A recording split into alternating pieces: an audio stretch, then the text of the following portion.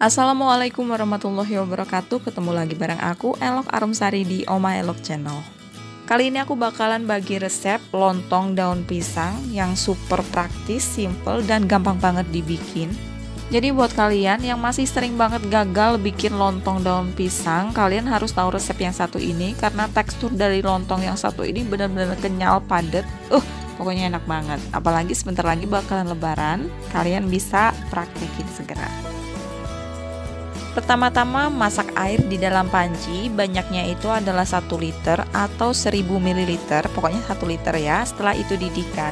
Jika sudah mendidih seperti ini, masukkan 500 gram atau setengah kilo beras yang udah dicuci bersih.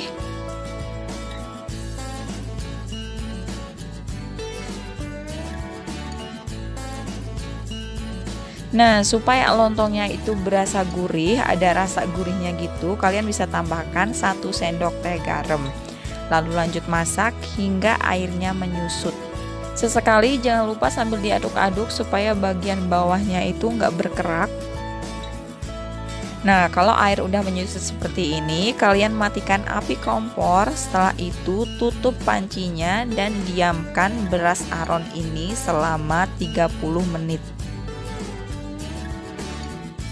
Oke, jadi beras aron ini udah aku diamkan selama 30 menit. Setelah itu ini aku bakalan tumbuk-tumbuk terlebih dahulu. Jadi tumbuknya itu enggak ngoyo ya, cuma asal ditumbuk-tumbuk gitu aja, enggak sampai yang hancur banget tekstur berasnya.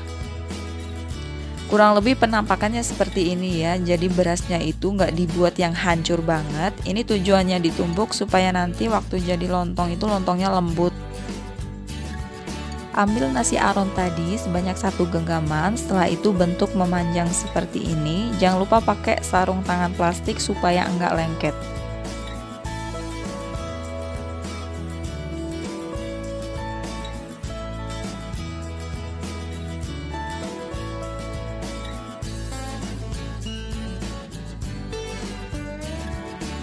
Nah, kurang lebih seperti ini ya bentuk semua nasinya hingga selesai. Untuk 500 gram beras tadi ini aku jadi 6 buah lontong. Ini ukuran besar-besar. Ukurannya sesuaikan aja dengan panci yang kalian gunakan untuk rebus lontongnya nanti. Nah, jika udah selesai dibentuk semua seperti ini, selanjutnya tinggal dibungkus dengan daun pisang. Untuk daun pisangnya silakan gadang dulu di atas kompor atau dijemur supaya daun pisangnya itu nggak kaku dan nggak gampang sobek waktu buat ngebungkus lontongnya. Siapkan juga tusuk gigi atau lidi sebagai penyemat. Selanjutnya tata daun pisang. Ini daun pisangnya aku double supaya nggak gampang sobek. Lalu lanjut ambil nasi yang udah dibentuk tadi dan bungkus dengan daun pisang seperti ini.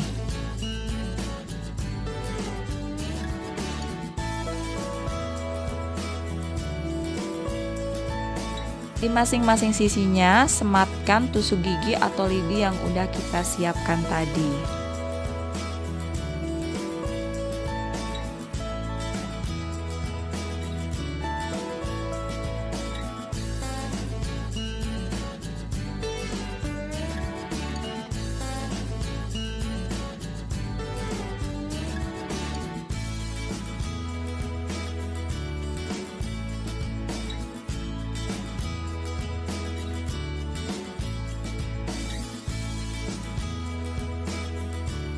Gunting ujung bagian daun pisang supaya lebih rapi. Nah, setelah itu lakukan atau bungkus semua nasi sampai selesai. Oke, kalau udah selesai dibungkus semua seperti ini, selanjutnya aku bakalan rebus lontong ini. Siapkan panci, lalu rebus air secukupnya hingga mendidih. Usahakan airnya yang banyak supaya nanti waktu lontongnya direbus, lontongnya itu terendam semua dengan airnya. Ini kebetulan aku rebus pakai panci serbaguna, dia lebar banget, gede, dan panasnya itu maksimal. Nah, lontong-lontong ini bakalan aku rebus selama 1,5 jam. Kalau kalian pakai panci yang biasa, yang aluminium tipis itu, kalian rebus aja selama 2 jam ya. Karena panci yang aku pakai ini beda dengan panci yang biasa. Dia lebih tebal, pancinya lebih tebal, jadi panasnya itu lebih maksimal, lebih panas ketimbang panci-panci yang biasa. Nah, ini bakalan aku lanjut rebus dulu selama 1,5 jam.